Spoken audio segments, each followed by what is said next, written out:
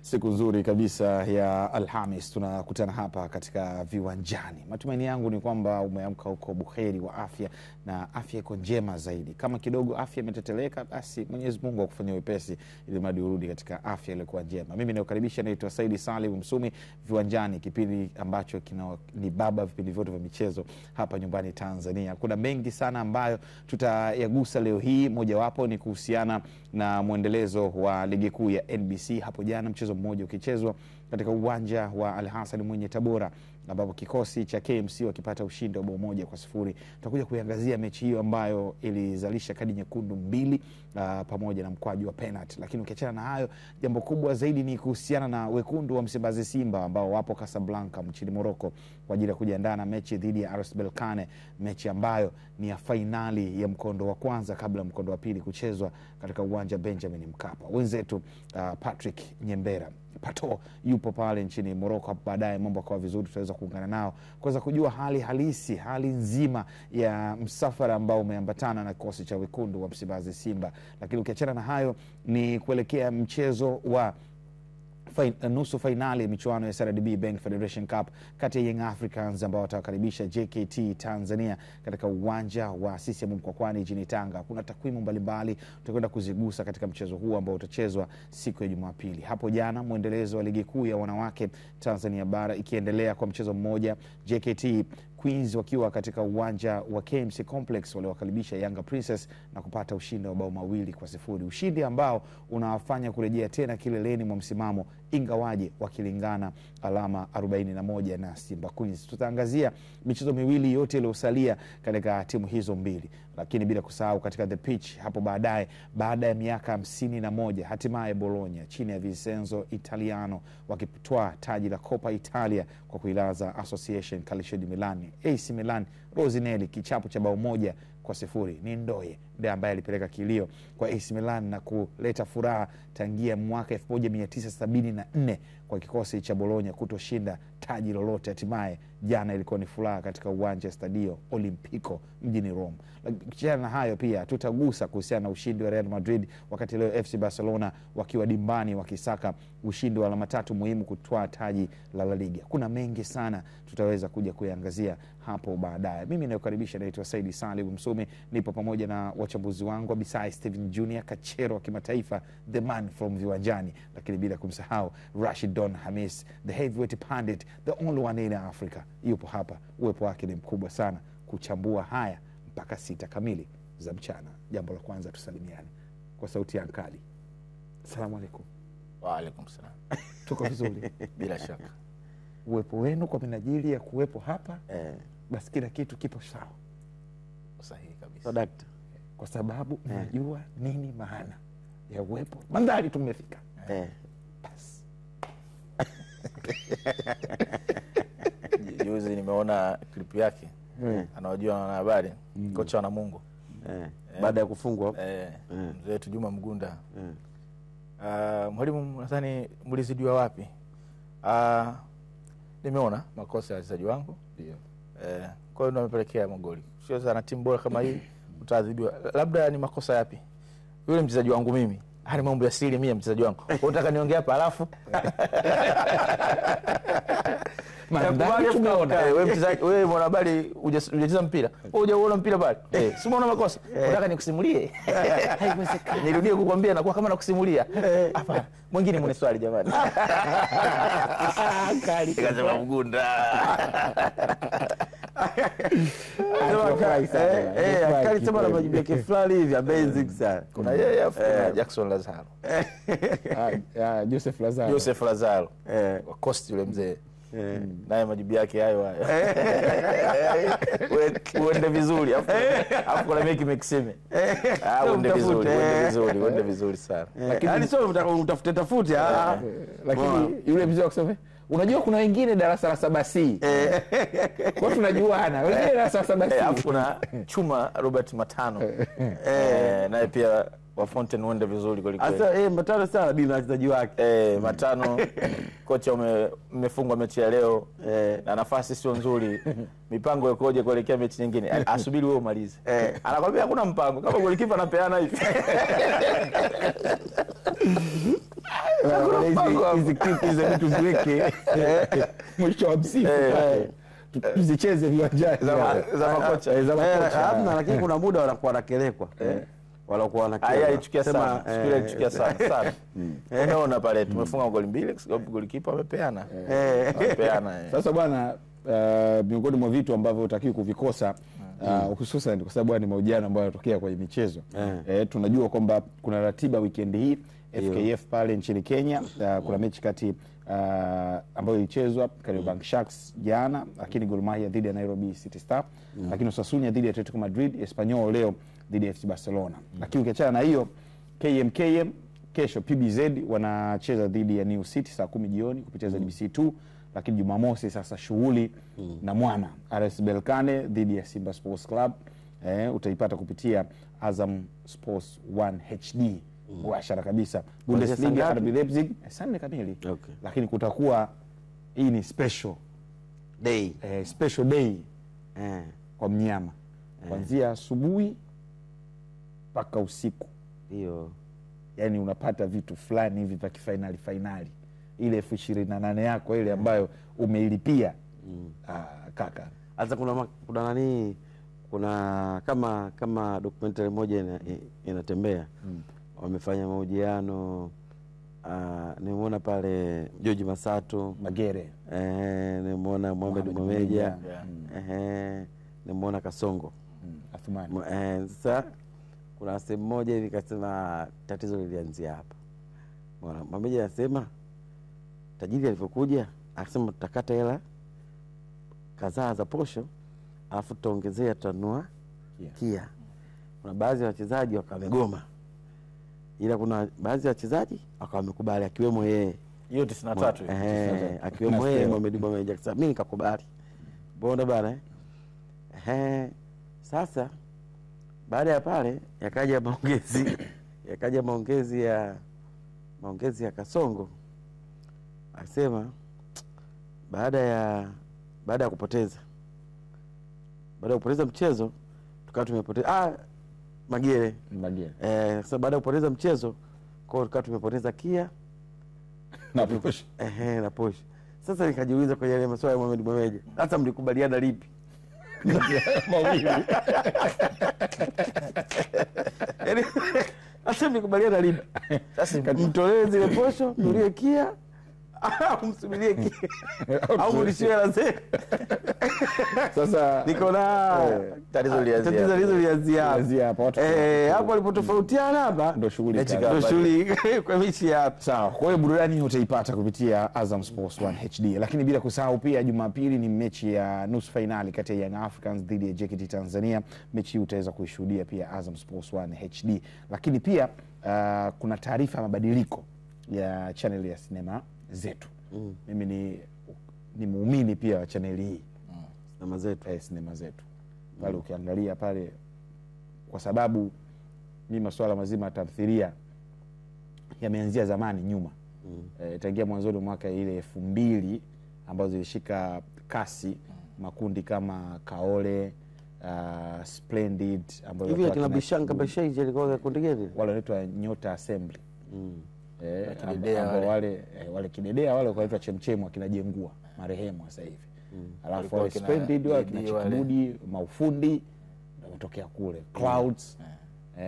Wakina Richi Mtambaliki na JB wale sasa ndo Nyota. Kina Bishanga wale Bishanga Bashaija, Waridi, Aisha, Joti, Mpoki wale walikuwa wanajua wale. Sumbi wale ndo walianza. Yaani walianza alafu Chilichi alafu lakini mwisho siku Kaole ndo ikaja take over Mogo Mchungu nyuma yao. Mtayarishaji anaitwa Chris na Manati ule Bakuri na kadhalika.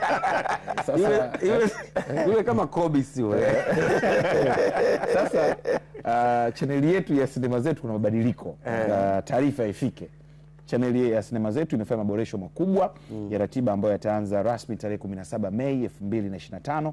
filamu mpya pamoja na zile za zamani zitarushwa kila Jumamosi na Jumapili saa 4 usiku. Filamu Mpya na zamani na za zamani. Lengo nini? Aidha, vipindi mbalimbali vimeboreshwa kama ifuatavyo. Kipindi cha Cinemeka kimeimarishwa zaidi, kwa sasa kitakuwa na watangazaji wawili, Sarah Jackson na Anastasia Malinzi. Kipindi hiki kitarushwa kila Jumatatu saa 2 usiku. Yaani Sarah kaongezewa mtu. Anastasia Malinzi pale. Anastasia Jambo Malinzi. jambo.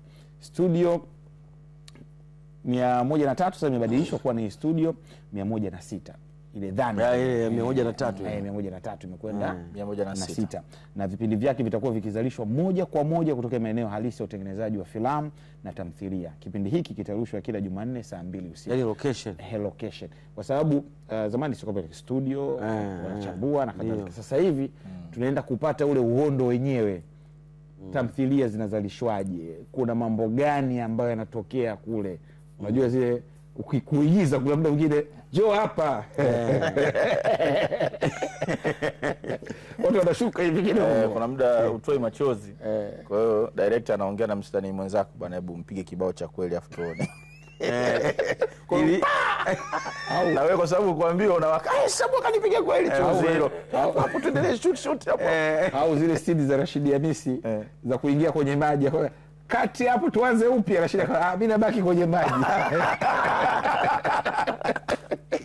Sasa lakini bila kusahau Zetu News kitarushwa kila Jumatano saa 2 usiku, kupa habari na mitazamo ya kina kuhusu tasnia ya filamu. Lakini Alama ni kipindi kipya kabisa kinachoelezea historia na maisha ya wazalishaji wa filamu na tamthilia nchini. Kitarushwa kila Alhamisi saa 2 usiku. Hiki ni kipindi kipya Alama ambacho kama ukiona ile nanili yake matangazo imekusanya wale wakongwe wanaonyeshwa, wale wakina Mogo Chungu wakina nani, inakupa ile, inakukumbusha zamani.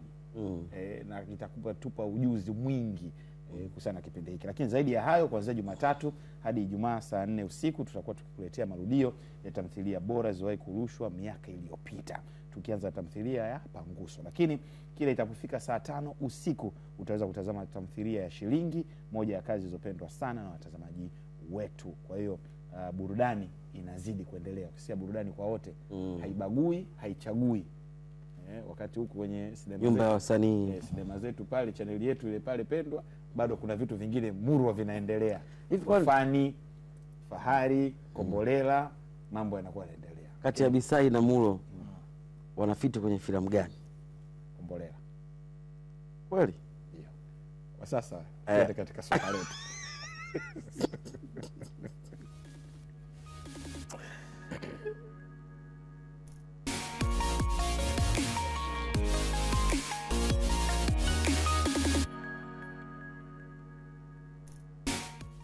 Kwenye soka letu ambapo tuanze kuangazia kikosi cha Wekundu wa Msimbazi Simba ambao ni wanafainali wa michuano ya kombe shirikisho barani Afrika msimu 2024-2025. Wapo katika mji wa Casablanca nchini Morocco kwa ajili ya kujiandaa na mchezo wa fainali ambao utachezwa siku ya Jumamosi Mei 17 mwaka 2025 majira ya saa 4 kamili za usiku. Kumbuka kikosi cha Simba kimeweka kambi ya muda mfupi katika jiji la Casablanca kwa ajili ya kujiandaa na mchezo dhidi ya RS Berkane kabla ya kuanza safari ya kuelekea kwenda kuwakabili Berkane siku ya Jumamosi. Hapo baadaye tutakuja kuungana na wenzetu Patrick Nyembera pamoja na Jackson Lupanda ambao wapo nchini Morocco kwa ajili ya kutupatia kile kinachoendelea kwa wakati huu kwa ajili ya kikosi cha Wekundu wa Msimbazi Simba. Ukitazama clip ambazo zipo katika mitandao yetu ya kijamii ya Azam Sports pamoja na taarifa mbalimbali kupitia vipindi vyetu, mfano kama mshike inaonyesha matayarisho ya kikosi cha Simba kuelekea katika mechi ya fainali. Fainali ni fainali tu, Rashid Hamis. Yes, fainali ni fainali na fainali haina mwenyewe. Aliyekuwa bora anaweza akapoteza matokeo na ambayo kumtarajia anaweza kukupa matokeo, na zimekuwa ni fainali nyingi ambazo tumekuwa tukizishuhudia za mifano ambayo watu hawakutarajia imekuwa. Ukianza una fainali nyingi ulichukua ile Mazembe, mara ya mwisho anachukua Mazembe, watu hawakutarajia sana kama Mazembe anaweza kuwa bingwa kombe lile. mwingine ambao kuna Wydad alifunga Al Ahly, Wydad alifunga Al Ahly, Experience de Tunis na Al Ahly ile anakufa mtu 3 zinakuja huku vitu vinapinduka, vitu vya namna kama hiyo. Lakini fainali, mimi kwa uzoefu wangu, kitu kikubwa ambacho huwa kinahapia kwa wachezaji wengi huwa ni hofu. Wachezaji wote huwa wanaingia hofu, kwa sababu sio mchezo ambao unaweza kuuzoea. Ni kwa sababu unapatikana mara chache sana katika karia yako, kwa sababu hata hawa ambao wanaapia mara kadhaa, mara 5, mara 6 au mara 4 kwenye fainali hizo zinazofanana, wanaweza kukupa experience yao. Lakini hofu katika muda mwingi ambao wamecheza kwenye hizo fainali, wanaweza kujikuta ni nusu au robo tatu ya kile ambacho yamekifanya. Kwa hiyo fainali nyingi, mara nyingi huwa zinatengenezwa na psychology. Ili uweze kufanikiwa kwenye fainali, lazima uwe vizuri sana kwenye watu ambao wanawazunguka wachezaji wenu, na kuangalia kikubwa ni kuona ni nini hasa wachezaji wenu wanapenda au nini hasa wachezaji wenu wanataka. Nafikiri ndio sehemu sahihi ya kuweza kurekebisha saikolojia za wachezaji. Tulikuwa tunatoa mfano wa hiyo fainali ya 93 ambapo ukisikia mazungumzo, wale ni mazungumzo ya wachezaji, ilikuwa ni ngumu sana, kwa sababu sisi ambao tulikuwa nje tulisikia tu Simba kishinda watapewa kia. Kumbe hapa hatukujua kama kulikuwa kuna mazungumzo ya makubaliano ya kia na kukatwa na posho zao, sio? Manake psychology wachezaji wa Simba inawezekana hawakuzihitaji zile kia, lakini walioziona zile kia zina maana kubwa, waliona ni maisha baada ya mpira. Lakini kwa nyakati zile watu wengi walikuwa wanataka mablagati fulusi. Kwa manake kama ingekuwa umewatangazia pesa ya moja kwa moja, manake mentally wangekuwa wako fiti sana kiakili. Sasa tunatofautiana na nyakati, tunatofautiana mahitaji ya mabara, kwa sababu tofauti na bara la tofauti na bara Afrika. Kwa mahitaji sasa hivi kwenye vilabu vyetu vya kizazi hiki cha Gen Z, maana wanahitaji zaidi pesa. Pesa ndio imekuwa ni moja kati ya motivation kubwa zaidi kuliko kitu kingine. So na kwenye kambi ya Simba ukizungumza kuhusiana na pesa kwa sasa hivi, maana yake unaweza kuwa unazungumza moja kati ya lugha itakayopendwa zaidi kuliko kuzungumza ushujaa na heshima. Sawa. Ushujaa na heshima. Lakini wakati ambapo kikosi cha wekundu wa Msimbazi Simba kipo Morocco tayari kujiandaa na mchezo dhidi ya RS Berkane, tuangazie wachezaji wa kuchungwa ndani ya kikosi cha Berkane kwa wakati huu. Mojawapo huwezi kuacha jina la Osama Lamli ambaye ana miaka 29. Tuziangazie takwimu zake mpaka hivi sasa. Umri wa miaka 29, anacheza eneo la ushambuliaji ama ni striker. Mechi 8, magoli 5, ana asisti 1. Unaweza kuona takwimu zake kwamba katika mechi 8 amehusika katika magoli 6, lakini bila kusahau amefunga mabao 5, ametoa asisti 1. Ni mchezaji wa kuchungwa na kuogopwa kidogo Abisai Steve. Safari ya Simba kutaka kuandika historia ya kubeba kombe la Confederation tokea 2004 liitwa hivyo, ikitaka kufanya hivyo kwa timu ya kwanza kutoka Tanzania, basi wanahitaji pia kumchunga Osama.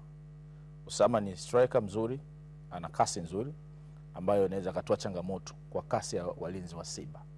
Hapo inabidi umalizie, maana mtu asijaguja Osama bin Laden. Lamliwi. Striker wa RS Berkane. Yes.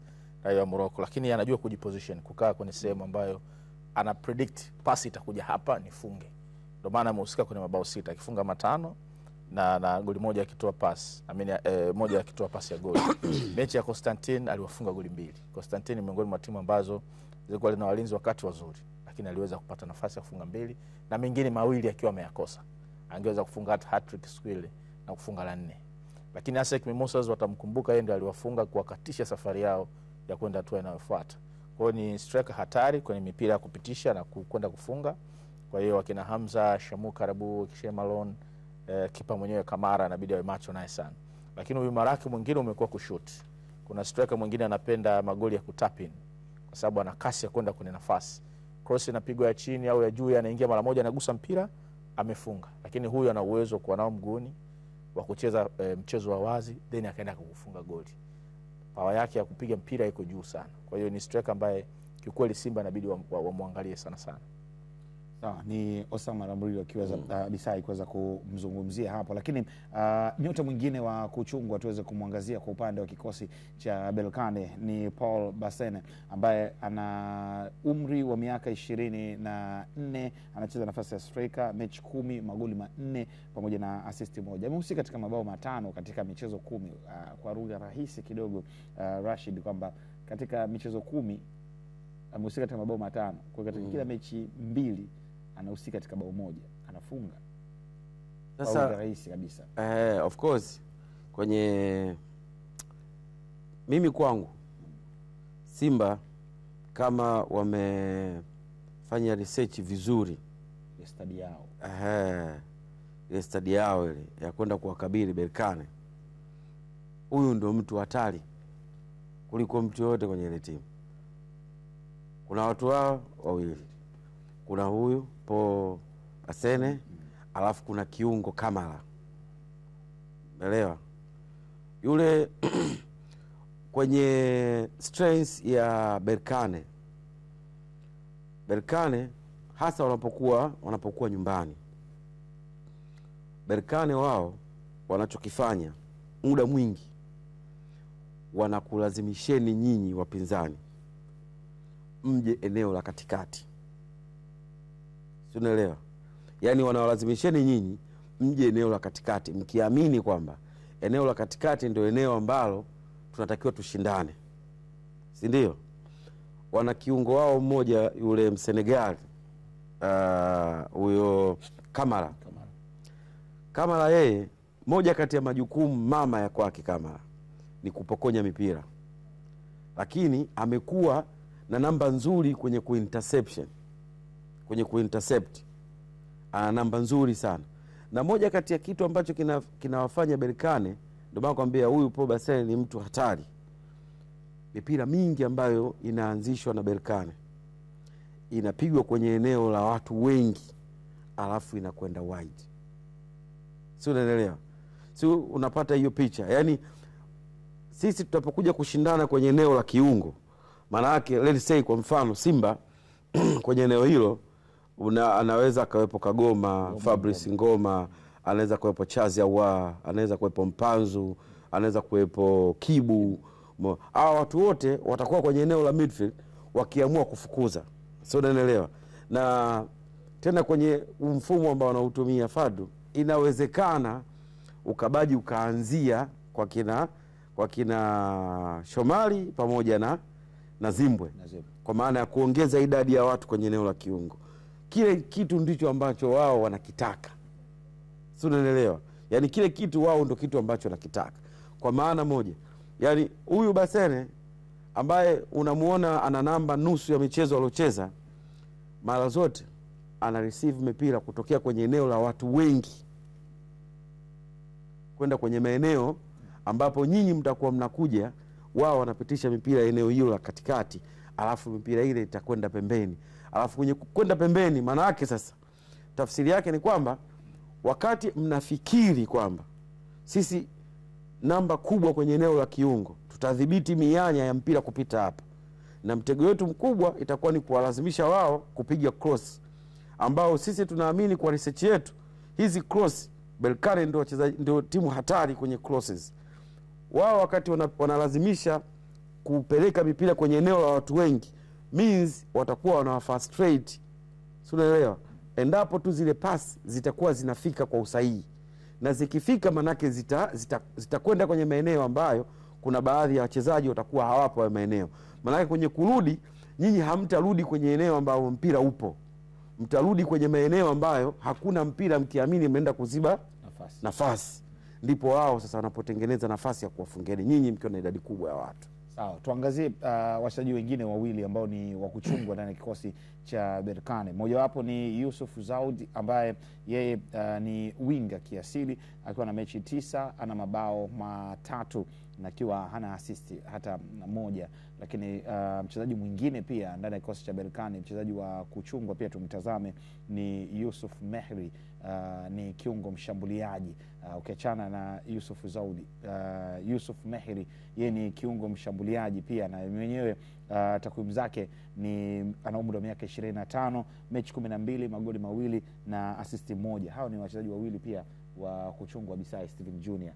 Ukiachana na mtu ambaye hatujamweka hapa, tutakuja kumwangazia kesho, Yusuf Adayo, ambao naamini watu wengi wanamjua sana kutokea Burkina Faso. Hawa ni wawili ni wa kuchungwa pia. Ukizungumzia kitovu cha ubunifu cha RS Berkane kwenye kutengeneza mashambulizi, unamzungumzia Yusuf Mehri. Yusuf Mehri amefunga mabao 2, ametoa pasi ya goli 1.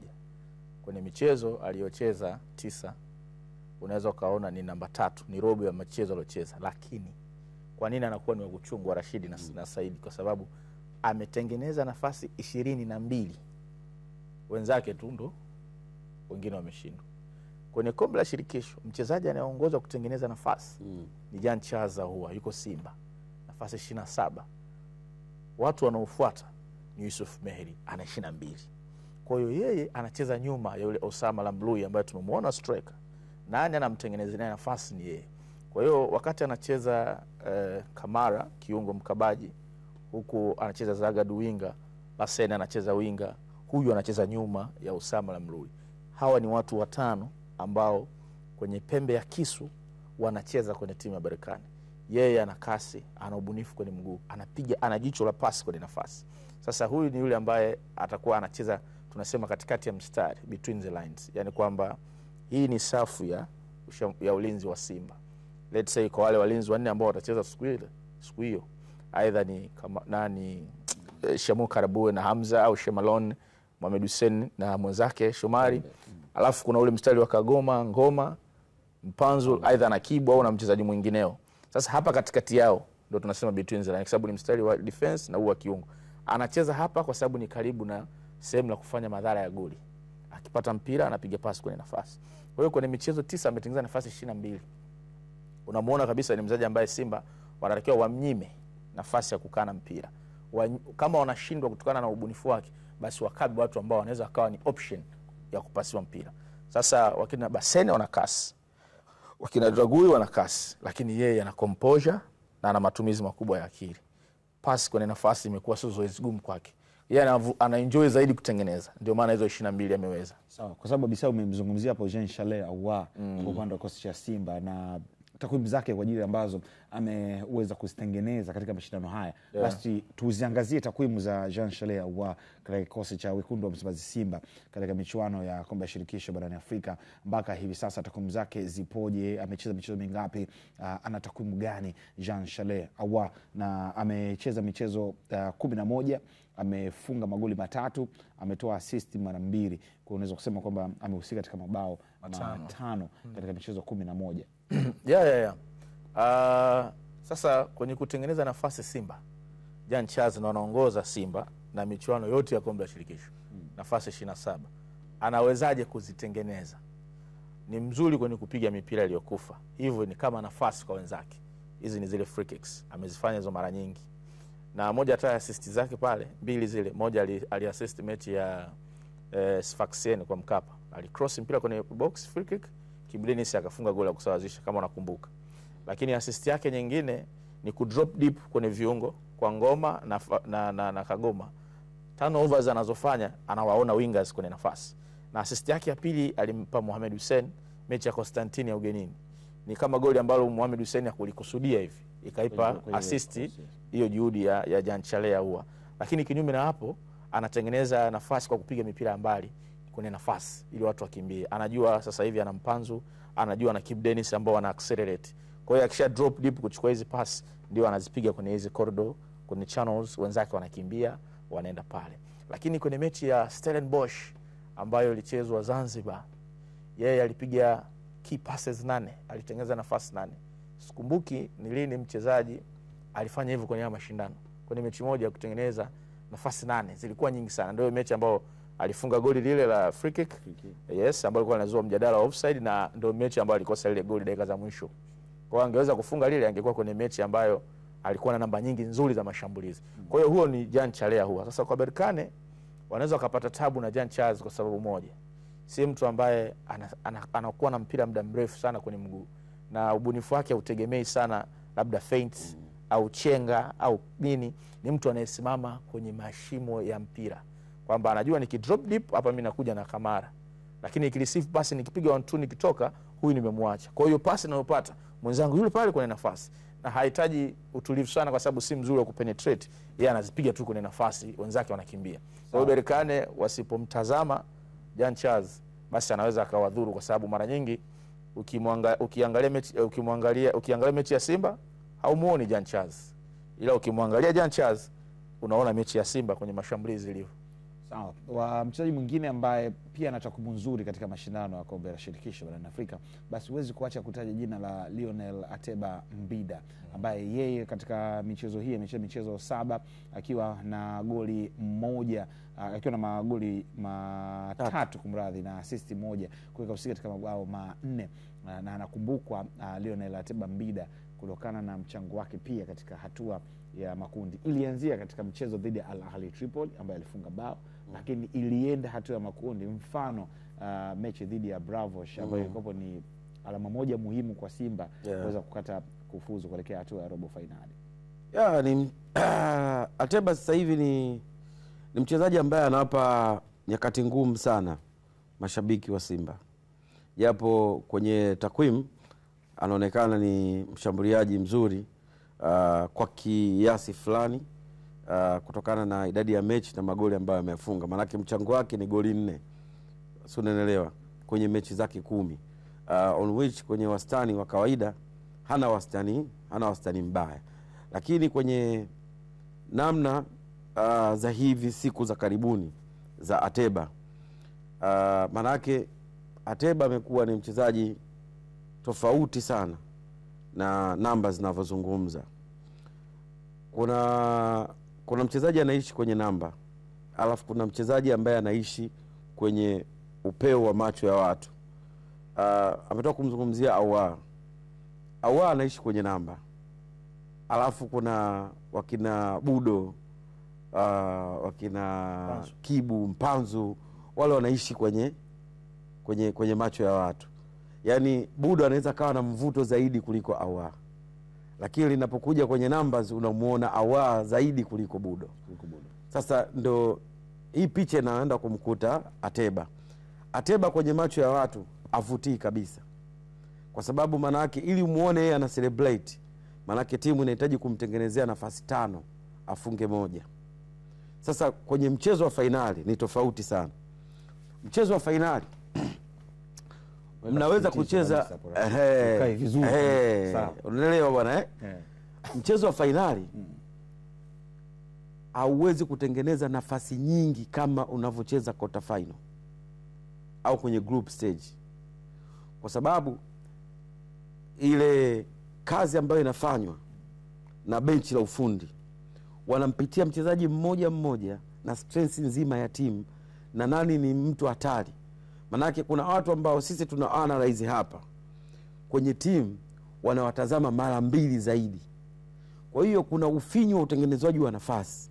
Sasa kwa siku za hivi karibuni Ateba ana kwenye kikosi cha Simba sio mshambuliaji ambaye unahitaji atengenezewe nafasi moja, nafasi hiyo moja yeye afanye kitu kilichokuwa bora.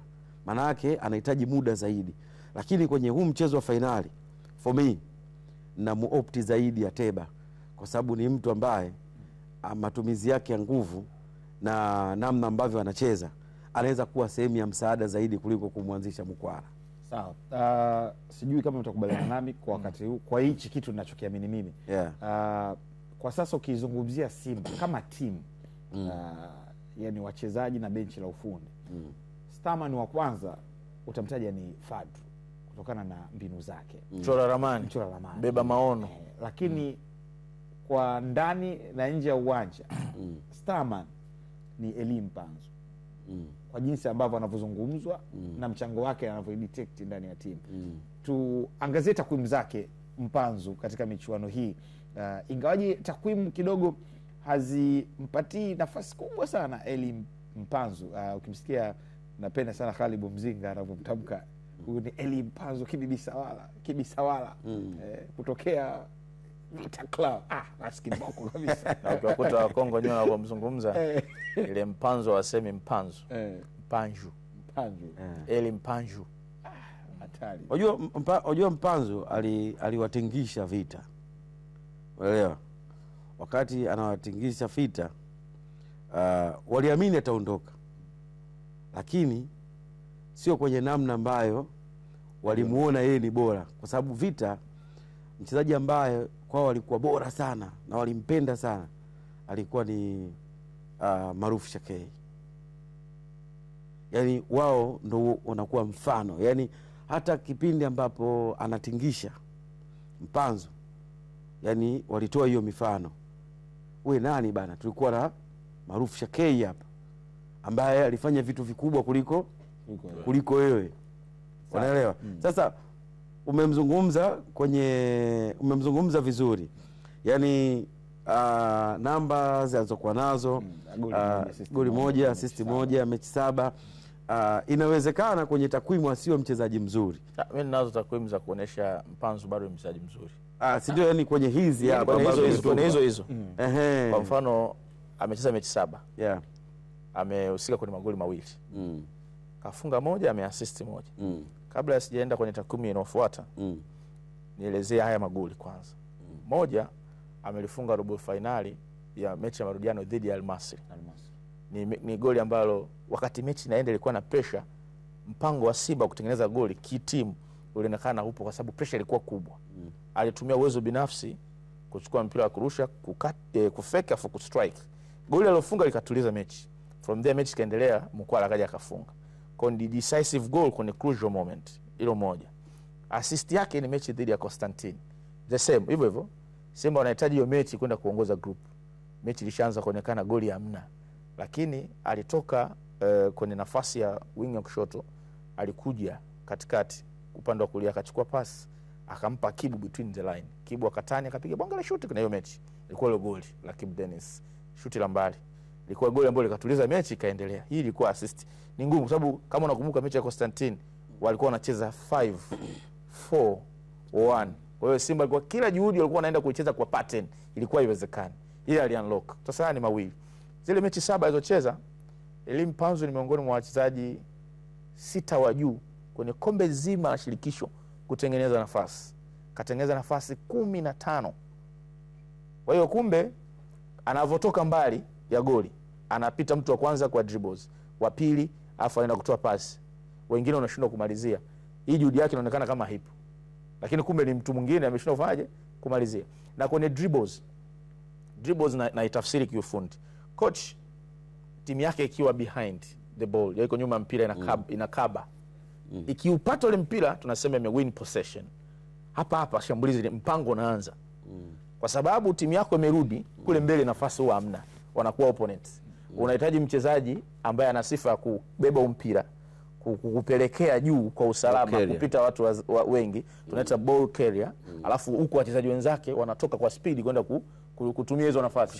Sasa kwenye kombe la shirikisho zima, Mpanzu ndo namba 1. Fanya dribble successful yeye na Kibu. Kwa hiyo anacheza kwenye maeneo membamba ambayo pattern zimeisha. Yeye ndo ufungua Simba kwenye nafasi. Sasa hii mechi 17, mechi 7 tu ana nafasi 15.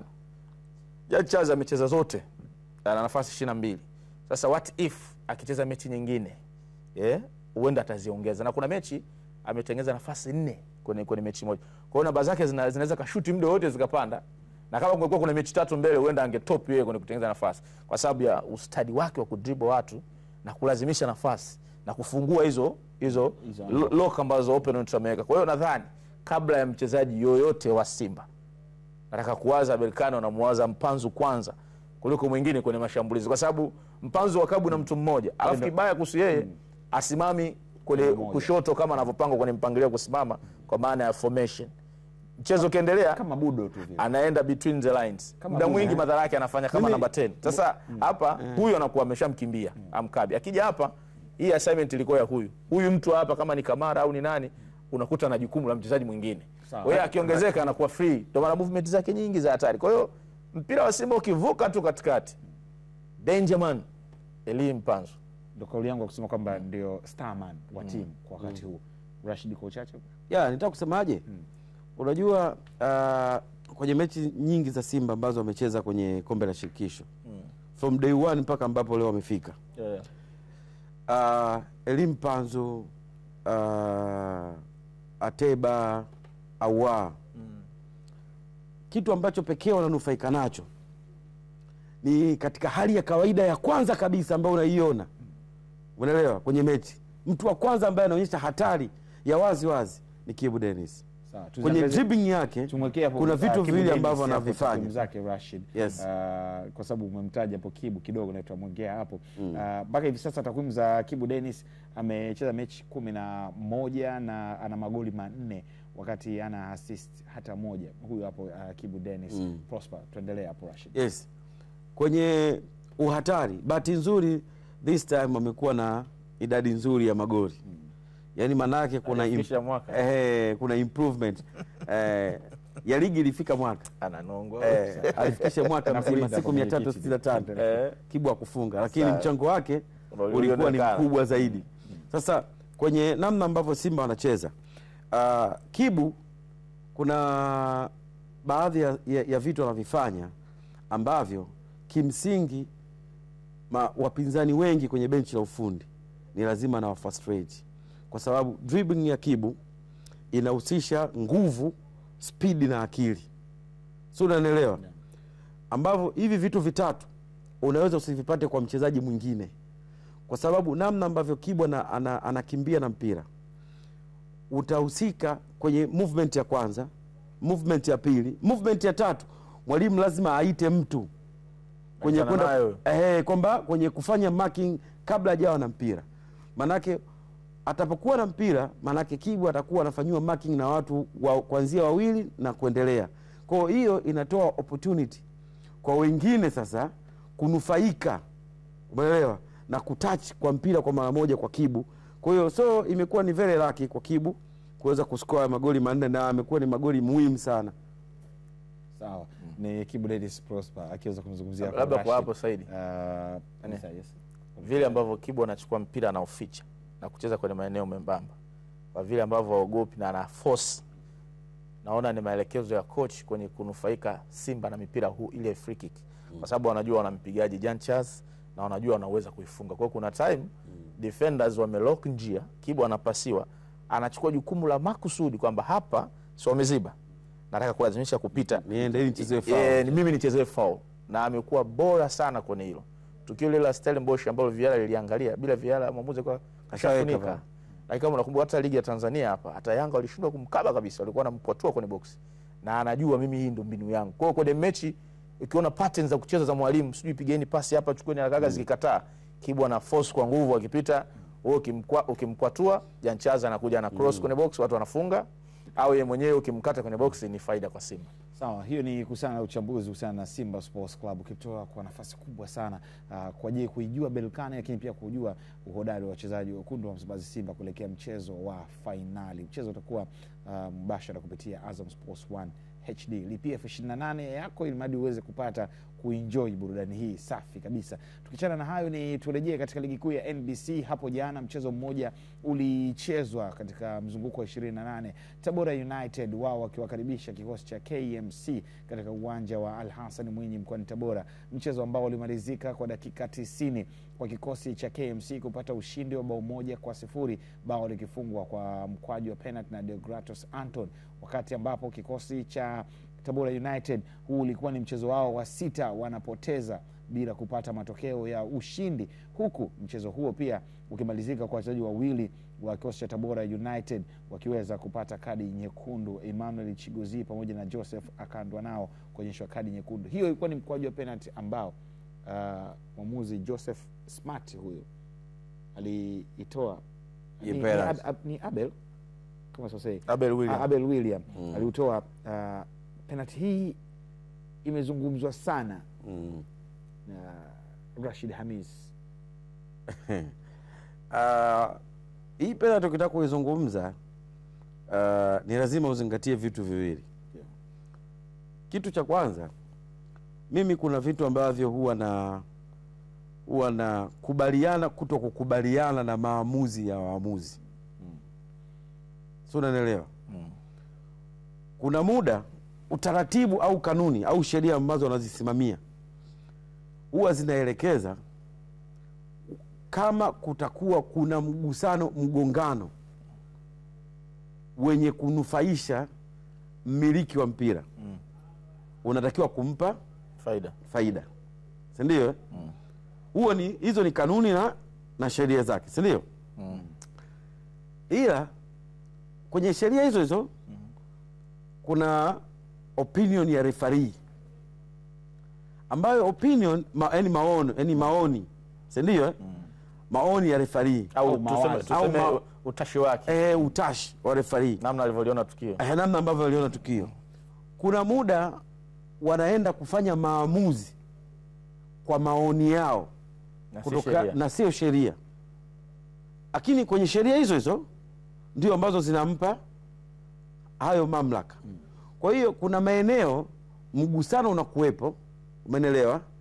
Ila maoni au utashi wa referee anakwambia kwake haikuwa kama unavyotakiwa hiyo. Kama video, na kuna mengine mtozi akiturudishia tena video kwa sababu kitu ambacho nataka kukiangalia, mtozi akiturudishia video hii ya mkwaju wa penalty ambayo iliweza kutoka. Mimi sasa mwamuzi alikuwa karibu sana. Mimi sasa hoja yangu ni nini? Rashid, mimi na swali kwako kabla ya maelezo. Sheria ya 12 inasema fouls and misconduct. Hili tukio lina foul kwenye foul. Nataka uone hili tukio.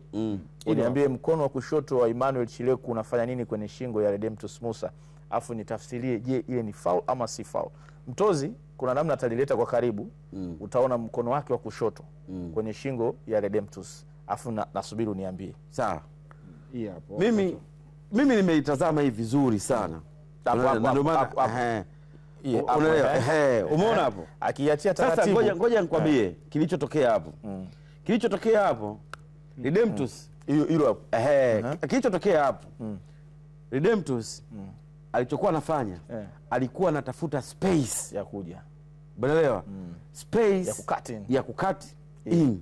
Lakini hiyo space alikuwa anaitafuta, umeelewa, ni tofauti na goli lilipo. Sio, unaelewa? Yaani ni tofauti na goli lilipo. Mahala mpira ulipo, mahala mpira ambapo Redemptus aliupeleka, ndipo ambapo ilikuwa kuna advantage ya hatua moja ya Chigeuzi kabla ya nani? Ya Redemptus. Kwa hiyo katika hali ya kawaida, ili mimi nikauwini ule mpira ambao mimi nina hatua moja, ilikuwa ni lazima nitafute namna ya kumfrustrate mpinzani mwenzangu ili asiufikie kwa haraka. Lakini kwenye kosa la moja kwa moja unaweza kwa hukumu foul ilikuwepo, lakini kwenye hiyo foul ilikuwepo wakati huu pamoja na Abisai Steven Junior. Lakini wakati huu tuelekee Zanzibar. Kuna tukio kubwa sana ambalo linafanyika mkutano huu hapa kwa sasa. Tuungane na mwenzetu Ramadhan Alwatan Ngoda kutokea Zanzibar. Naam, asante sana Saidi Msumi, na wewe mtazamaji wa Azam TV ambaye unatazama hivi sasa kupitia Azam Sports 1 HD. Hapa ni katika hoteli ya Golden Tulip Airport Zanzibar, sehemu ambayo leo hii inakwenda kushuhudia historia mpya ikiandikwa, na Zanzibar inaendelea kuwa sehemu ya kihistoria, na linalokwenda kuandikwa hapa hakika halitakwenda kufutika kwa miaka na miaka, hasa katika eneo la michezo, hususan kwenye soka. Lile tukio ambalo lilikuwa likisubiriwa kwa hamu sana katika visiwa hivi vya Zanzibar, tukio ambalo hakika linakwenda kuifungua Zanzibar kivingine kabisa, na ni tukio ambalo hakika serikali ya mapinduzi Zanzibar imelifanya na imelitengeneza makusudi kabisa kwa ajili ya kuifungua Zanzibar, lakini pia kwa ajili ya kwenda kufanya kitu cha tofauti katika eneo la sekta ya michezo, lakini pia katika eneo la sekta ya utalii. Mimi ni Alwatan Ramadhan Ngoda, na muda ndio huu hapa ambao tulikuwa tukiusubiri kwa hamu, na ambaye alikuwa akisubiriwa kuwasili katika ukumbi huu ni mgeni rasmi ambaye ni waziri wa utalii. Yeye ndo alikuwa akisubiriwa hapa, Mheshimiwa Mheshimiwa Mudrik Suraga. Yeye ndio mgeni rasmi ambaye alikuwa akisubiriwa kwa hamu hapa na ameshawasili. Hivyo muda huu ndio muda ambao tunakwenda kuanza tukio letu rasmi. Ni tukio la namna gani? Ni tukio ambalo kama nilivyokujuza awali ni la kihistoria. Ni tukio ambalo wewe utakubaliana na mimi kwamba linakwenda kuandika historia mpya katika sekta ya michezo Tanzania na hasa visiwani Zanzibar. Na kwa wakati huu sasa moja kwa moja nikupeleke kwenda kuangalia kile ambacho kinaendelea, na muongoza shughuli hii ama msema chochote kama wasemavyo wengi au master of ceremonies ni Fatma Abdallah Chikawe. Yeye ndio ambaye atakuwa akiongoza shughuli hii hapa na kutupitisha katika tukio moja baada ya lingine. Kitu ambacho natamani kukwambia tu ufahamu ni sehemu ya ugeni ambao upo hapa katika ukumbi huu. Wale wageni waalikwa, kuna wawakilishi wa balozi mbalimbali ya mataifa mbalimbali, lakini pia wapo wanahabari wengi sana kutoka Dar es Salaam na kutoka hapa visiwani Zanzibar. Kama haitoshi, upo uwakilishi hapa wa Young Africans ambao wamewakilishwa na rais wake Engineer Hersi Said, lakini pia idara ya habari ya Young Africans ipo hapa, na wapo wageni wengi sana ambao wamewasili katika visiwa vya Zanzibar na kwenye tukio hili. Nisiwe na mengi sana kwa wakati huu, nikupeleke moja kwa moja kwenye matukio ambayo yanaendelea, na tukio ambalo linakwenda kufanywa hivi sasa pengine ni la utambulishi wa kile ambacho kinafanyika muda huu. Karibu. Mheshimiwa Mudrik Suraga, waziri wa utalii na mambo ya kale, tayari ameshafika hapa, lakini pia naomba niwatambulishe meza yetu. Tunaye Mheshimiwa Abdulsamad Abdurrahim, huyu ni balozi wa heshima wa Brazil Zanzibar, lakini pia tunaye Amir Mohamed Makame, kamishna wa idara ya michezo Zanzibar. Tunaye pia Engineer Hersi Saidi, rais wa Young Africans na mwenyekiti wa vilabu Afrika.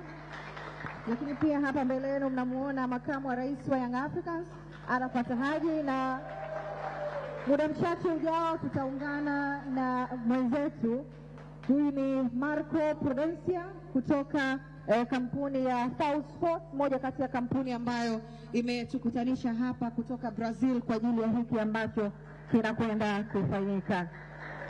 Naomba nitambue uwepo wageni mbalimbali, wadau wa utalii, wadau wa michezo kutoka Dar es Salaam pamoja na Zanzibar. Naomba tambue pia uwepo wa maafisa kutoka balozi mbalimbali Dar es Salaam na hapa Zanzibar. Lakini pia tunao wadau ambao kwa nafasi moja ama nyingine wanachangia gurudumu hili. Vyombo vya habari vimeitika kwa wingi wao, na matangazo haya yako mubashara, ikiwemo Azam TV, channel ya Azam Sports 1 HD pamoja na wenzetu wa ZBC na Mbiwa wako hapa, Cable TV na wengineo. Kwa karibuni sana, tuwakaribisha. Najua mna shauku mkisoma bango namna ambavyo linajieleza. Join the hype, join the legacy, March of the Legends. Ukisikia legends maana yake unazungumzia magwiji, na magwiji hapa tunaona nembo ya Brazil, lakini tuko katika visiwa hivi vya Zanzibar. Kuna nini? Kwa nini leo tuko hapa? Yote haya tunakwenda kuyashuhudia na kuyasikia. Lakini kama haitoshi, jambo hili limeungwa mkono na wadau mbalimbali. Bango limependeza, bango limechafuka, ila lengo kuu, shughuli ndio kwanza imeanza. Kama ni countdown, tunasema hizi ni sekunde. Lengo litimie namba 100. Zinatimiaje? Wote tuliopo humu ni sehemu ya kutimiza hilo. Kwa hiyo awali ya yote, kabla hatujaanza shughuli yetu, tunafahamu wengi tuko Zanzibar hapa tangu jana kutokana na shughuli ya msiba wa Charles Hilary Nkwanga. Kwa hivyo tungependa tusimame kwa dakika moja ya ukimya, angalau kumwombea dua na Mwenyezi Mungu amfanyie wepesi katika maisha yake mapya ambayo sote safari yetu ni huko.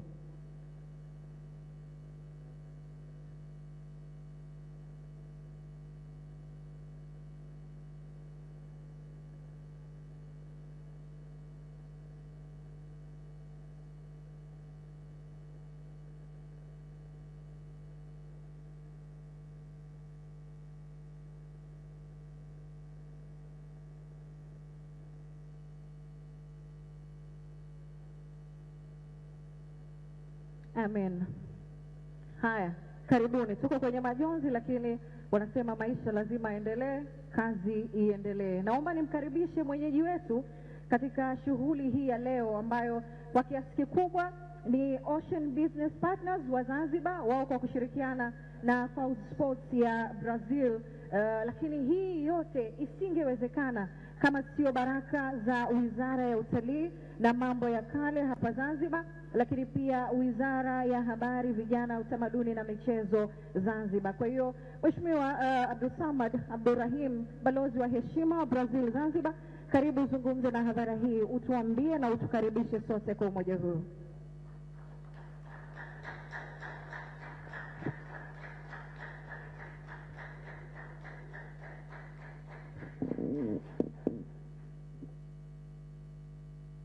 Bismillahirrahmanirrahim. Kwa jina la Mola wetu mtukufu Subhanahu wa Ta'ala. Kwanza kabisa, kabla kuanza yote, nipende kwanza kumshukuru Mwenyezi Mungu kwa uwepo wetu sote tukiwa wazima, furaha na tukiwa na bashasha. Naona ndugu zangu wa Yanga oe. Nataka ndugu zetu kule waisikie upande wa pili. Yanga oe. Asante. Mheshimiwa Mudrik Soraga, Waziri wa Utalii na Mambo ya Kale. Mheshimiwa Balozi wa China aliyeko hapa, thank you very much for coming. Lakini vile vile tuna Balozi Bentes kutoka Denmark, asante sana kwa uwepo wako, na tuna wawakilishi wa balozi wa Uingereza yuko hapa, na tuna mwakilishi wa balozi wa Oman, nafikiri tuko hapa. Ndugu yangu Hersi, Engineer Hersi, ndugu yangu Arafat, my real brother, kama tunavyofanana vile. Lakini vile vile ndugu yangu Kamishna wa Michezo, ndugu wa Mary, members of a diplomatic corps, washirika wangu kutoka Brazil. Maana nimeshangaa sijamuona Marco, amekimbia wapi? Najua labda atakuwa amesinzia pahali, maana ametravel all the way kutoka Brazil, ameingia jana jioni. Kwa hiyo tumpigie makofi, itakuwa lakini vile vile nipende kutambua uwepo wa kamati ya usimamizi wa Match of the Legends. Nafikiri nyote mko hapa na nashukuru kwa uwepo wenu na support yenu. Lakini vile vile kwa uongozi wote wa Yanga, kwa maana kuanzia management ya Yanga, namuona ndugu yangu Ali Kwame yuko pale, hebu wakuone basi ndugu yangu.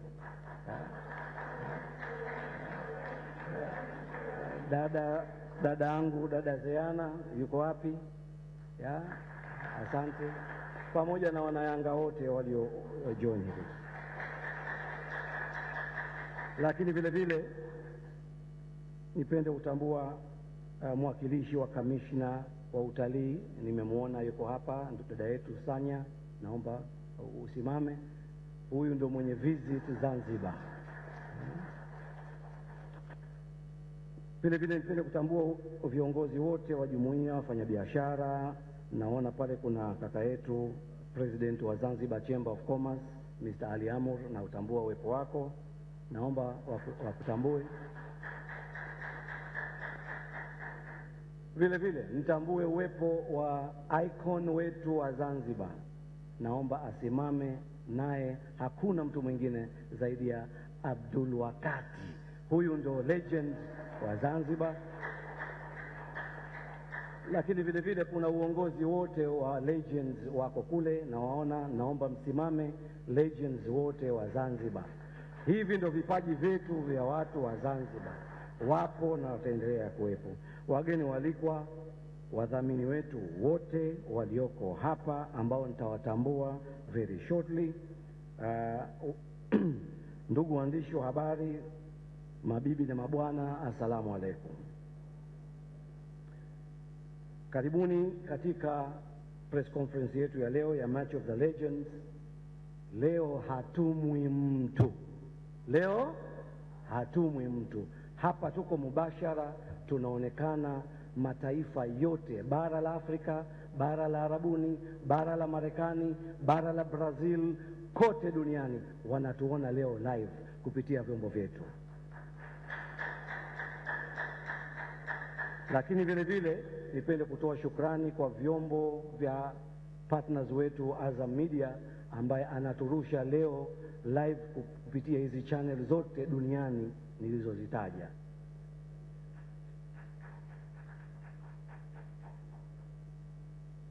Lakini chingine ni kumshukuru Mheshimiwa Waziri mwenye sekta ya utalii, Mheshimiwa Soraga, kwanza kwa kukubali mwaliko wetu. Kama waandaaji wa shughuli hii ya magwiji wa duniani, tunajisikia kuwa na furaha kwa uwepo wako. Najua ulikuwa barazani, baraza la wawakilishi, ukijibu maswala, lakini kutokana na kuithamini mchango wa sekta ya utalii na kutokana na hadhara hii kuipa haiba, tunakushukuru sana na tumpigie makofi. Najua wanasiasa wanapenda makofi, bila makofi wanasiasa hawaendi. Tumuongezee makofi yake.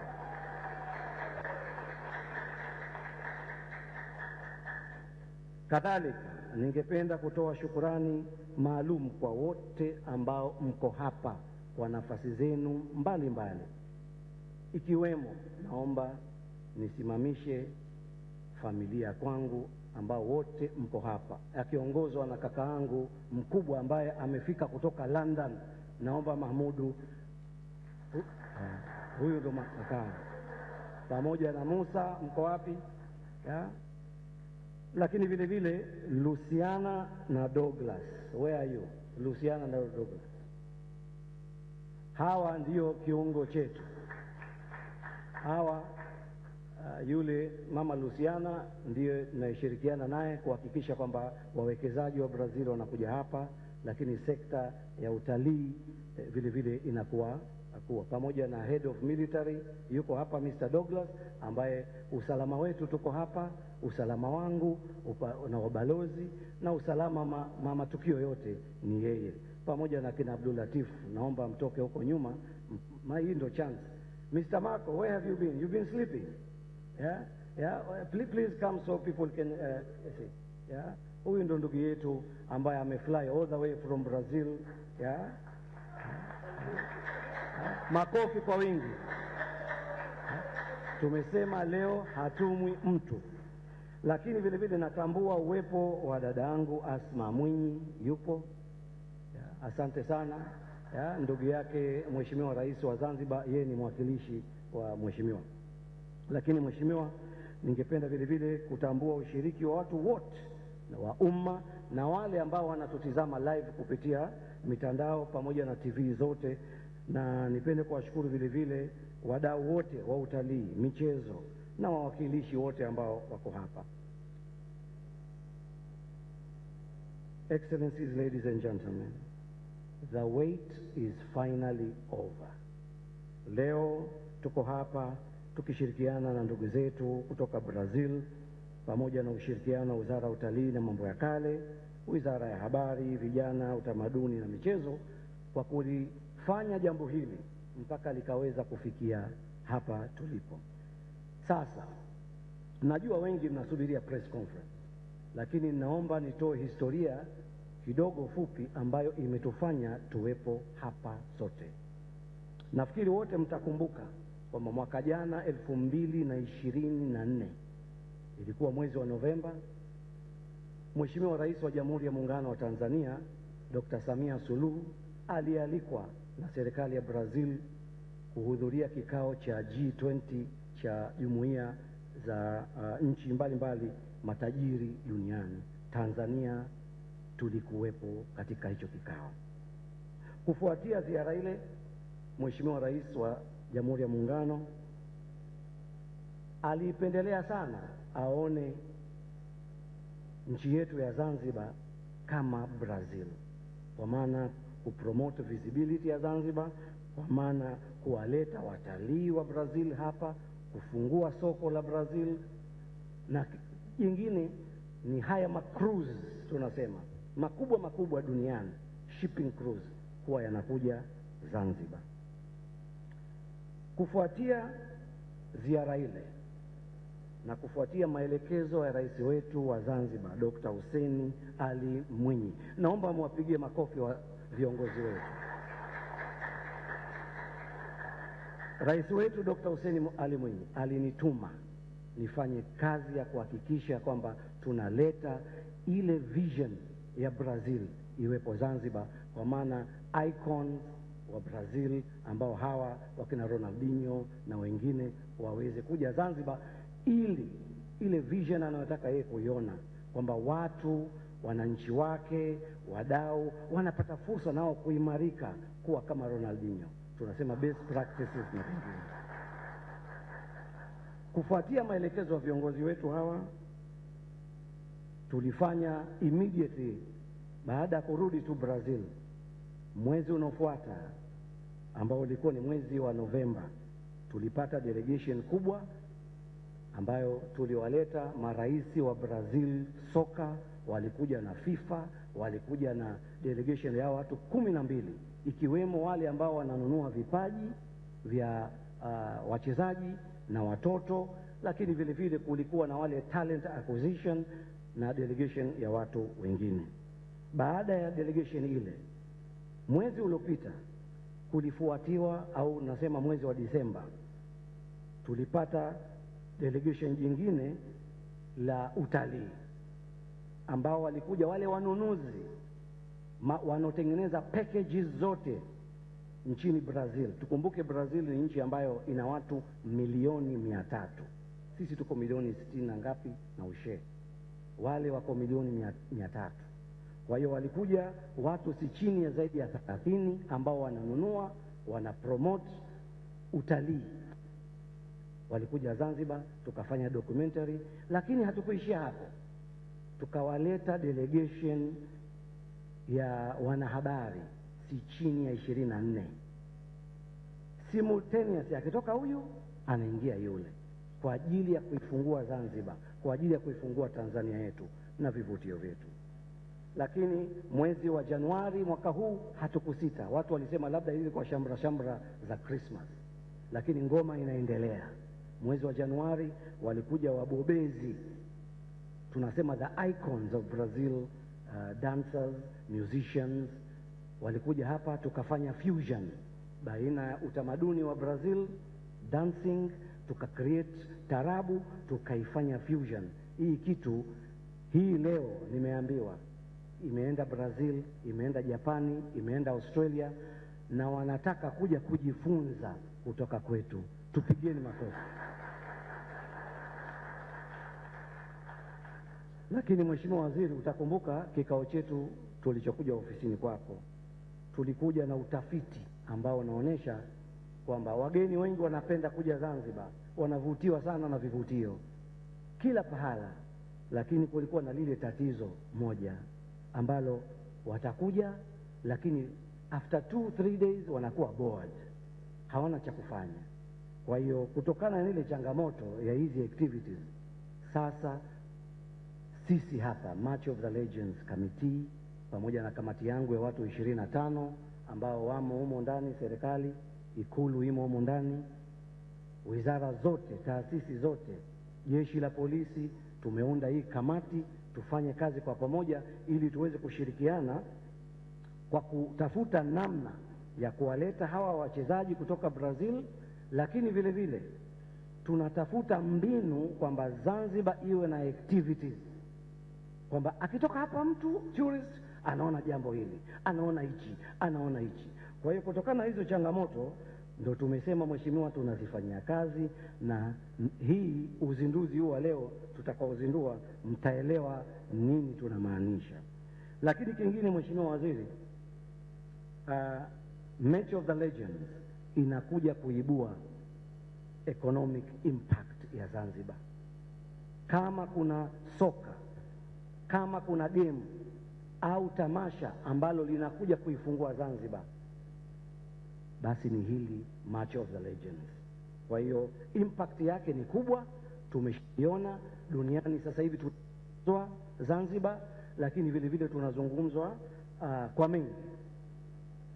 Lakini kama nilivyozungumza, kuna issue ya pato la taifa. Mheshimiwa, yani hata sijui mimi nimeshaanza hata nywele japokuwa sina, lakini naona nyingine kama hazioti tena zile za nyuma, kwa sababu interest ya duniani ni kubwa. Watu wanataka kuona hii mechi. Lakini vile vile kutakuwa na issue ya ajira, innovation na kuibua vipaji, yeah.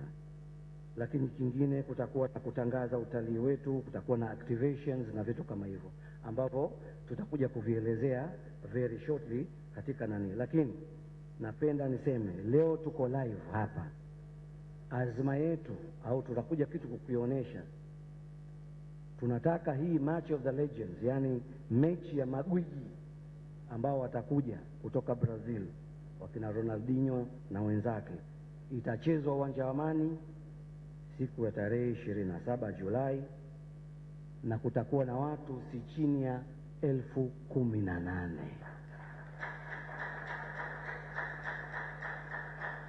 Vile vile historia inatuambia siku hiyo globally tutatizamwa, kwa sababu tuna collaboration na media zote wakiwemo Global, mtazielezea baadaye katika presentation I hope. Tumesaini mikataba na BBC Global ya Brazil, South America, Latin America. Tunakwenda kuonekana si chini ya watu 800,000.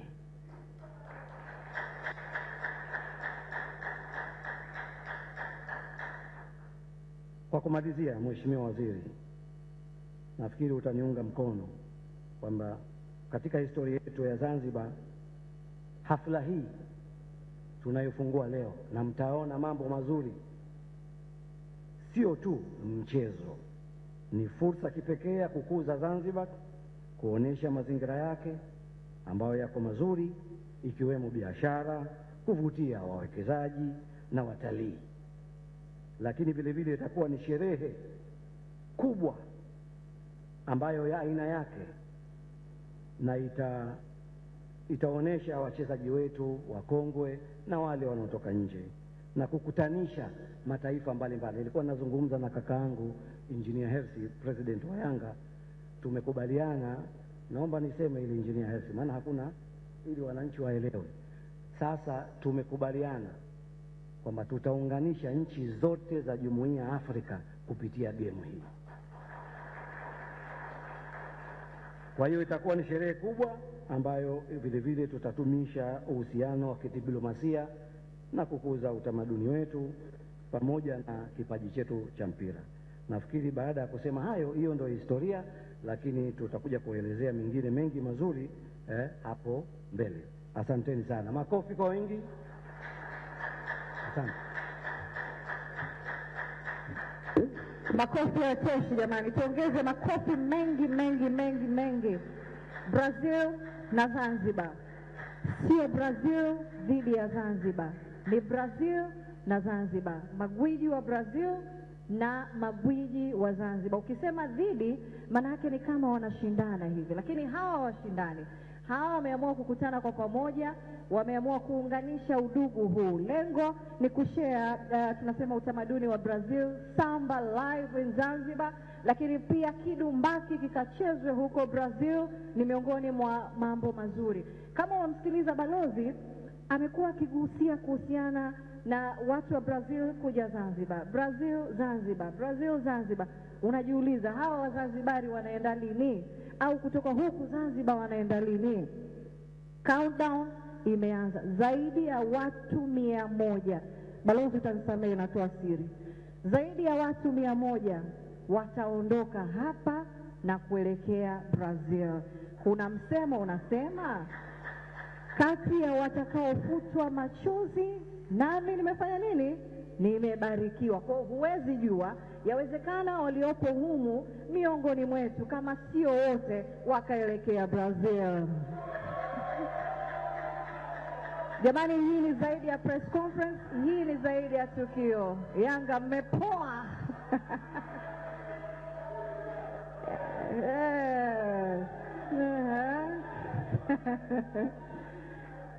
Haya, wananchi wanaga jambo dogo na wameibeba ile nembo ya Visit Zanzibar, kwa tunaamini wao ndio mabalozi wa kwanza katika kuhakikisha hili jambo linafanikiwa. Mbele hapo ukitazama kuna mfano wa picha. Kuna mzee wetu Abdul Wakati yupo humu ndani. Ronaldinho Gaucho atakuja Zanzibar. Kwa hiyo ni mambo mazuri, mambo ambayo wamelenga kuifungua Zanzibar. Fursa za uwekezaji Zanzibar zipo, utalii Zanzibar uwalete watu, lakini tunasema diplomasia ya nchi, sera ya nchi inapaswa kunadiwa kwa kiasi kikubwa na michezo na utalii ambao leo yametukutanisha hapa. Naomba nizungumze machache kuhusiana na kile ambacho kimejadiliwa. Kwenye kila meza na kiti kuna press release tumeweka hapo kwa lugha zote mbili, Kiswahili na Kiingereza. Kwa hiyo kinachokwenda kuwasilishwa hapa ndicho kipo hapo. Tamnyanyua tena Mheshimiwa Balozi kwa ajili ya kutupitisha katika presentation ya hiki ambacho kinaenda kufanyika. Mwenyewe anamsema unasema heka heka. Kwa kuanzia sasa ni mwendo wa heka heka Zanzibar. Karibu sana. Karibu Mheshimiwa Balozi. Makofi jamani.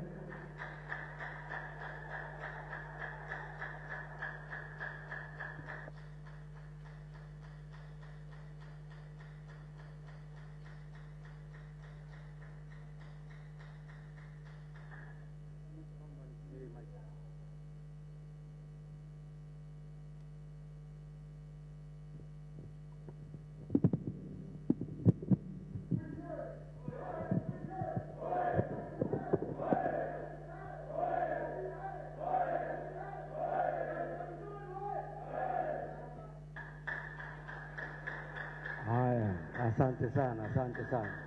Okay, Mheshimiwa Waziri, labda tungeomba hii moja kidogo igeuke ili Mheshimiwa Waziri aweze naye kuona, maana kule hakuna kitu. Kuna namna ya perfect. Mheshimiwa uko vizuri? Yeah. Okay, March of the Legends. Itabidi uweke uzuri mitambo.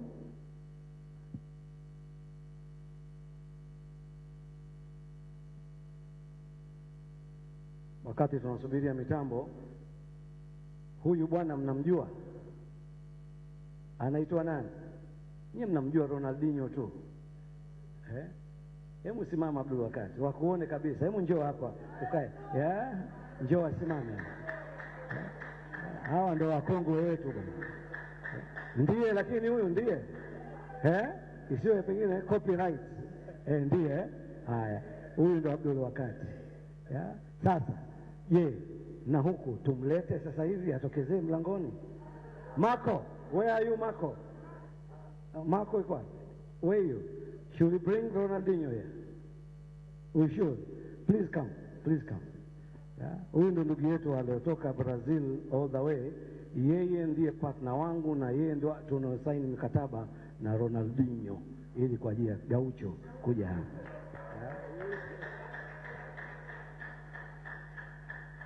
Okay, March of the Legends. Unaweza ukarudi. You can sit. Ili wataona hapo wenzetu na ndugu zetu waone at least live. Okay. Mheshimiwa Waziri. Okay, huyu ndo tumesha muintroduce na this is March of the Legends. Tunapoizungumzia March of the Legends tunamaanisha leo tunataka tukuonesheni vitu vipya, mambo mazuri yanayokuja, sio ma press conference ya kila siku mnaambiwa 1 2 3. Kwa hiyo nitawatake through quickly mjue kinachokuja, vision, stakeholders ni nani, events timeline. Na nyinyi mnataka kujua Siku hiyo ya wiki hiyo ya Julai tunaita siku ya nini? Heka heka. MC huko, siku ya heka heka. Kwa hiyo this is the plan. Okay, March of the Legends tutaicheza uwanja wa New Aman Complex tarehe 27, ambapo vision au tunasema dhamira yetu ni kuelevate Zanzibar in global identity through the power of football, culture and tourism. Utalii, mpira na culture zetu. Objective ni kuwa na fusion ile niloizungumza between Brazil and Zanzibar na kuipromote hicho. Mmeona baadhi ya watu wamevaa t-shirt za Visit Zanzibar, timu yetu walioko hapa. Mko wapi timu ya Dani? Wako wapi? Kuna yote aliyoko hapa alivaa t-shirt ya Visit Zanzibar? Wako wapi? Rahma, ningeomba tusimame. Ya. Kwa hiyo Visit Zanzibar, ule Visit Zanzibar huko, this is the plan. Ya. Kwa hiyo na tunafanya hivi kwa kumleta Ronaldinho, kwa sababu Ronaldinho ana watu si chini ya milioni 79 wa followers wetu. Umuunganishe, alikuwa ameunganishe Manara, umuunganishe Abdul Samad, hatumpati Ronaldinho. Kwa hiyo yeye ana followers wingi, ana impact kubwa ya kuweza kushawishi, ana uwezo wa kushawishi watu wote duniani wakaja Zanzibar, na ndio maana tunamtumia yule icon. Kwa hiyo vision kama nilivyosema ni kuboost ni to honor the iconic footballers of Zanzibar, highlighting their contribution, their sports, lakini vingine kuboost national and local tourism. Nimeshazungumza utalii. Focus yetu ni kukuza utalii kupitia hawa watu wenye michezo. Foster international friendship, kuinspire watoto wadogo. Leo tuna jambo letu. Walipokuja maraisi wa football wa Brazil, waligundua kitu ambacho sisi wenyewe tulikuwa hatukijui. Wamegundua kwamba watoto wa Zanzibar wana uwezo wa kucheza mipira miguu miwili. Leo mtawaona. Kwa hiyo tutawaleta hapa hapa. Kwa hiyo tunataka huu ujio wa March of the Legends iibue vipaji, uchumi, mwananchi na kila mtu aweze kunufaika, lakini vile vile kuinspire watoto na kupromote national pride. Ule uzalendo ndo tunaotaka kupromote, unity ndo tunataka kupromote, lakini vile vile tunataka kucreate investment partnership. Tuna makampuni ya Brazil mengi yako hapa sasa hivi yanajenga uwanja. Tuna uwanja wetu wa Pemba, tunajenga uwanja mpya Pemba, tunaifungua Pemba, Brazil. Barabara zote za Pemba, Brazil. Ukija Zanzibar, miradi mingi Brazil wapo. Piga makofi basi kidogo. Kwa hiyo tunataka to strengthen ile infrastructure na kucreate momentum. Yeah. Mheshimiwa Rais wa Zanzibar anajenga viwanja vingi vya mpira, sports, lakini what else? What next? Sisi tunasema tutamuunga mkono Dr. Mwinyi ahakikishe wananchi tunashirikiana na Brazil katika kukuza vipaji, capacity building na vitu kama hivyo kwa kupitia utalii. Piga makofi. Hawa ndo walengwa wetu, stakeholders. Who are our stakeholders katika hii journey au hii safari tunayokwenda? Wizara zote za utalii, wizara ya mambo ya nje, ZFFF, kwa upande wa serikali tuna Commission of Tourism, tuna football. Hawa wote mnaona, I don't need to go through one by one. Hawa ndio walengwa na tutakaoshirikiana katika hii safari. Hii ndio ile timeline. Wengi mnataka kujua kuna kitu gani? Haya. Sasa tumesema wiki ya heka heka Zanzibar. hiyo wiki ambayo game itachezwa, wiki hiyo yote hiyo itaitwa Brazil Week, kwa maana tutashirikiana na wadau wa Zanzibar na Wazanzibari kuwainua na watu wa Jamhuri ya Muungano, tushirikiane, tuwe na unity, tuwe na nani kwa pamoja, ili tufanye mambo kwa pamoja. Kwa hiyo kutakuwa na kama nilivyozungumza, leo ndo press conference imeanza, hii hapa kama mlivyoona. Halafu kinachofuatia kutakuwa na campaign kubwa, tutakuwa na magari yetu yanapita akipiga zogo, hey, hey, hey, Ronaldinho, hey, hey, hey. Tutakuwa na sensitization campaign, yeah? Tutakuwa na ticket launch, merchandising, watu waweze kununua ticket, watu waweze kununua bidhaa mbalimbali. Nimeshapoteza nini? Hawa watu wa Simba ni washaanza mambo yao. Jamani, tumpigie makofi balozi. It's okay. Haya, kwa hiyo kwa hiyo heka tumekuja hapa kuanzia wiki ya Julai ndo tunaanza promotion. Tuna kitu tunakifanya kikubwa, hakijawahi kutokezea katika history ya Tanzania, ambacho inamuinvolve rais wa Zanzibar. Kama mliona mheshimiwa waziri aliruka kwenye parachuti, expect what is to come. Dr. Mwinyi ana kitu chake pamoja na Ronaldinho, mtakiona. Lakini vile vile tarehe 26 au wiki hii yote kutakuwa na preparation za match yenyewe, kutakuwa na training session. Ronaldinho atakuja, atacheza katika viwanja kwa ajili ya exercises zake, na anakuja na timu si ya kitoto, anakuja na timu sio ya kitoto. Hao wote wana contribute pato la taifa. Tukumbuke kuna visa, hoteli, malazi, wenye magari, tour guide. Tizama how effect in the economy.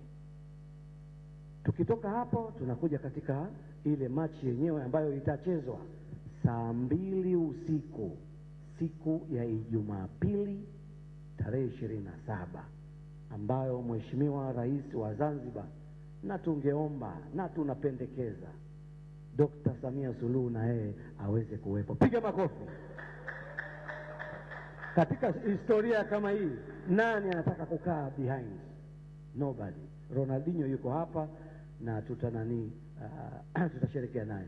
Lakini kingine, wakisha kuondoka tunakuja kufanya postmortem, tunakuja kuassess ile impact. Tunataka tusaini mikataba kama tulivyozungumza na ndugu yangu. Yanga nayo ina jambo lake na timu ya Brazil, si ndio engineer? Kwa hiyo kutakuwa na hiyo element, ambayo kutakuwa na element ya kamishna wa michezo. Nafikiri tumeshazungumza mambo mengi. Kuna mambo ya tumeshatia njiani. Nakumbuka mwezi uliopita tulileta magwiji wetu wa usalama wa taifa, polisi, zimamoto, kutrain Wazanzibari na Jamhuri ya Muungano. Walikuja huku na wakenda kule. Tunawatayarisha watu wetu kwa ajili ya large events. Tunataka ujio wa Ronaldinho usababishe big events, opportunities ziwe nyingi, na wana makampuni yao behind. Na tukumbuke makampuni kama haya, Coca-Cola, sponsors wetu mpo hapa, tutawabadae. Hawa wote wanamfollow Ronaldinho, anapokwenda na yeye yupo. Sawa? Kwa hiyo tizama opportunity zitakazokuja nchi hii, na tunapata wengi, nitawaeleza baadaye. Sorry, I'm speaking in Swahili, but I'm sure you have your earpiece. Thank you. Nimezungumza kuhusu objectives tayari, purely ni kudrive economy. Haya, kuna swala linaulizwa jana, Mheshimiwa Balozi, ticket tunanunua wapi? Ulipo popote, whether Dar es Salaam, whether Mtwara, whether Zanzibar, Pemba, pahale pote ticket tumeshaweka, na tumepartner na N-Card. Mnazonunua kadi zenu hizo za uwanjani, hao N-Card ndo partner wetu. Kwa hiyo wapo nchini kote mpaka mipakani. Kwa hiyo kila eneo ambapo N-card mnanunua, na tutaiorodhesha ile listi na tutatangaza wapi kwa kununua, kuanzia mjini, kuanzia Dar es Salaam, vituo ambavyo vingi mnavijua mnanunua ticket. Kwa hiyo kampeni hii itakwenda global kwa kushirikiana na partners wetu, of course Yanga Football Club. Piga makofi. Tunakwenda global na kwa kushirikiana na CNN, BBC, Azam, ZBC na wote hawa tutarusha information za social media mpaka waseme basi jamani, Zanzibar inatosha. Sawa? Kwa hiyo hiyo ndio kampeni ambayo tunataka kuinani. Na tukumbuke Ronaldinho soon ana jambo lake, mtaliona. Piga makofi. Kutakuwa na email campaign ambazo zitakwenda katika kila CEO, kila director atapata hiyo email ya Match of the Legends, ambayo hapa ndio opportunity kwenu kujitangaza. Tunaitangaza Zanzibar, lakini tunaitangaza Tanzania, na tunatangaza mabiashara yetu kwa wale walioko nje. We are talking about those people who are in Brazil. They will be able to say, oh, I want to partner with these guys, I want to sell to this guy. Hiyo ndo tunaita ile vicious circle ya opportunity. Nafikiri wataalamu, Habil yupo, mtaalamu wetu wa IT, Musa, huyu ndo mtaalamu wetu. Hebu mpigie makofi kwanza. Ya? Haya yote mnayoona haya, hebu njoo kwanza wakuone, maana huyu hapendi yeye kila kitu anapenda kukaa nyuma. Huyu ndo mtaalamu wetu. Haya yote mapambo, billboard, mpige makofi. Kijana mdogo. Hivi hii website tunailaunch leo live sasa hivi. Mnaweza mkenda kwenye matchofthelegends.co.tz, katizameni mambo, na within couple of days keep your eyes, mtaona mambo mazuri. Kwa hiyo tuna hiyo campaign ya kulaunch ambayo tungependelea na nyinyi sponsors, watu wanataka kujitangaza.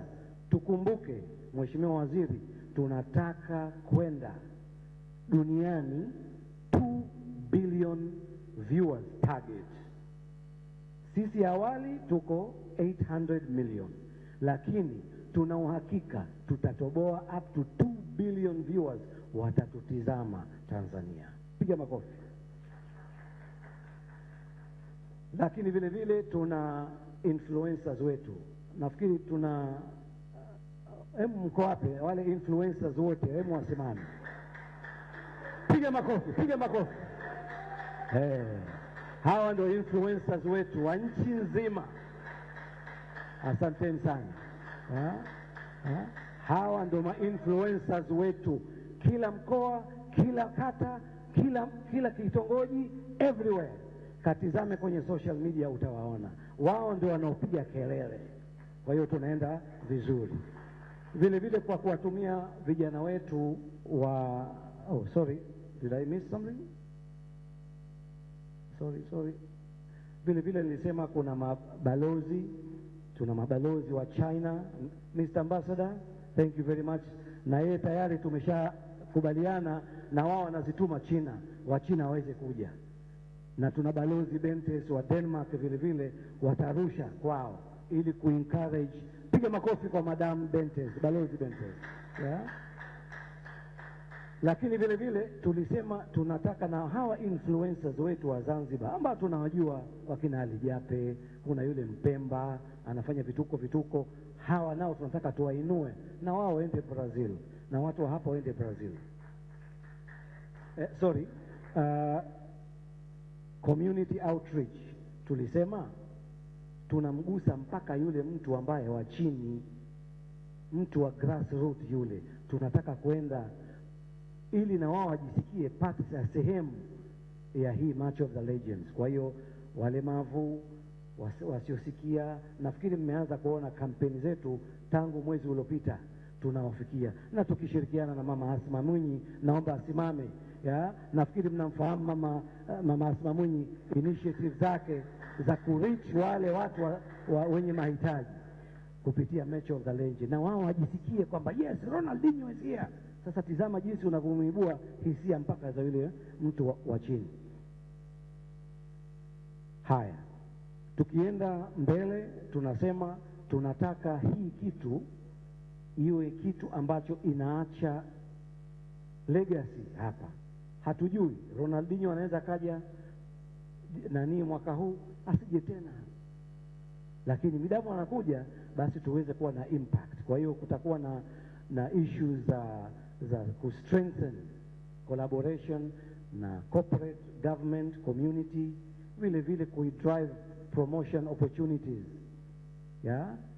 na kingine partnership. Tumezungumza masponsor, tunaomba kampuni zenu zote zinazotaka kuingia na sisi au kusupport hii initiative, once in your lifetime you will not see Ronaldinho again. Kwa hiyo this is the fursa, kampuni yako, biashara yako, Match of the Legends, kuna information zipo hapo kwenye information meza zenu, mtanani.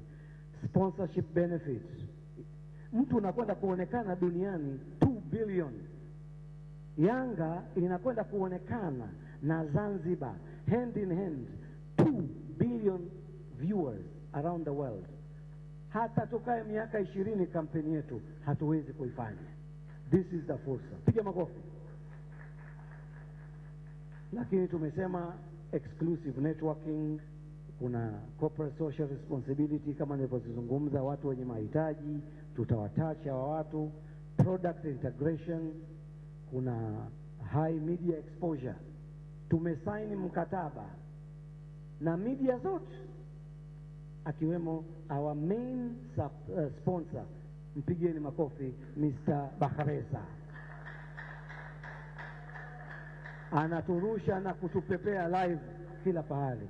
Lakini vile vile kama nilivyosema, tuna mikataba tumesaini na makampuni mbalimbali kwa ajili ya kuipromote Zanzibar na kupromote hii destination. Lakini tuna kampuni kutoka Dubai zimeshakuja, tumeshasaini nao juzi mkataba na wako tayari kusupport hii kampeni ya Match of the Legends. Piga makofi kwa sponsors wetu. Nataka aliyeko Kigoma asikie makofi. Piga makofi. Haya, Mheshimiwa Waziri, mpaka leo hii hatukufanya kampeni. Narudia tena, hatukufanya kampeni wala hamkuona kitu chochote tulichokitoa katika social media. Tayari tuna sponsors hawa hapa waliojitokeza, na hawa ndio waliotuwezesha leo kufanya hii shughuli na kuwepo hapa mpaka siku Ronaldinho anapoondoka. Sasa ndugu yangu Mtanzania, ndugu yangu wa Zanzibar, Pemba, ulioko unatutizama nyumbani, hii ni fursa ya kujitangaza. Hii ni fursa ya kuungana na sisi mkono safari ya moja kwa moja ya Visit Zanzibar, kupromote Zanzibar. Akija Zanzibar anakwenda Kilimanjaro, si ndio? Na akenda Kilimanjaro anaishia wapi? Zanzibar, kula bata. Kwa hiyo hawa ndio sponsors wetu, na zile heka nilizozungumza tunataka kupiga kelele kila kitongoji cha Zanzibar, kila pahala. Sasa hivi tumesaini mkataba na billboard